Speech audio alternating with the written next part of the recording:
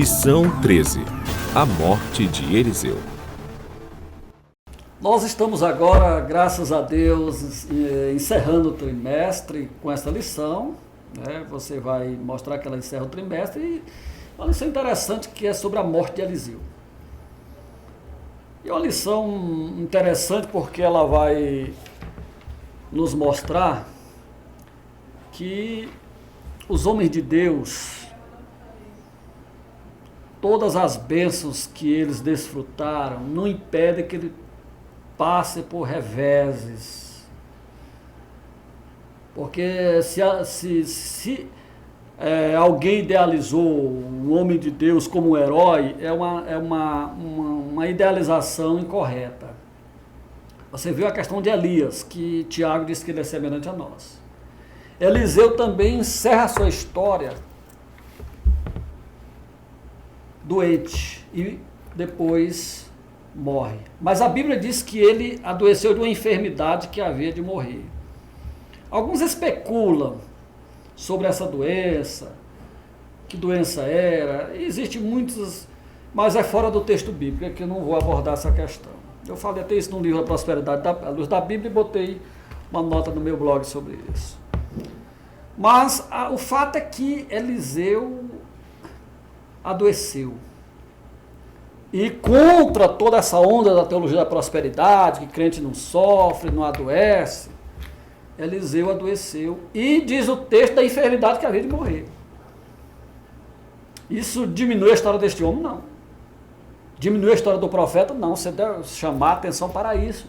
Que os homens de Deus, a história não termina exatamente aqui. A eternidade continua a nossa história. Então Eliseu, ele envelheceu. Diz os expositores bíblicos, pesquisadores, que ele deveria ter mais de 80 anos por esse tempo.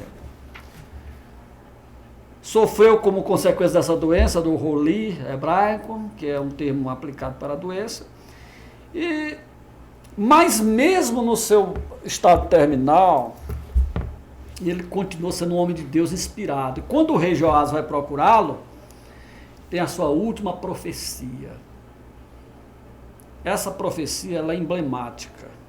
Eu quero até chamar a atenção para esse fato, porque a ação de Deus na profecia e a participação do homem. Na profecia, há 4 elementos envolvidos. Por isso que Paulo manda julgar as profecias. A revelação, que é direta de Deus e pura, a recepção por parte do homem, a interpretação por parte do homem e a aplicação. Nesses 4 itens, só um é de origem divina, que é a revelação. Por isso que a profecia tem que ser julgada. Não há nada com a fonte, errado com a fonte. A fonte é pura, que é Deus. A profecia sai perfeita. Mas há o elemento humano. No caso aqui do rei, ele recebe essa profecia, mas não recebe como deveria ter recebido. Não entendeu, não discerniu, não aplicou como era para aplicar.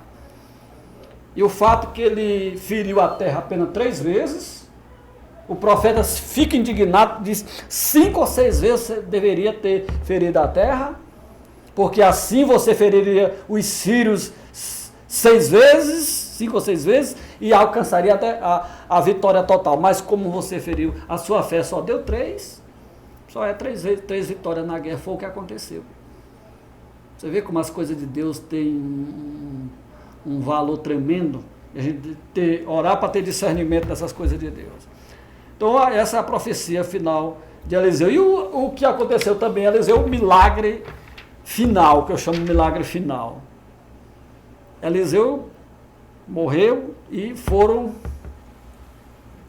enterrar alguém, e os seus ossos tocam no profeta, nos restos mortais do profeta, e essa pessoa que estava morta ressuscita.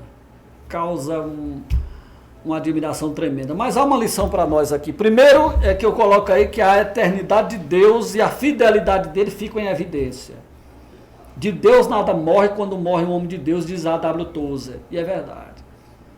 Quando Deus diz para Josué, meu servo Moisés é morto, você vai continuar a história. Isso é importante.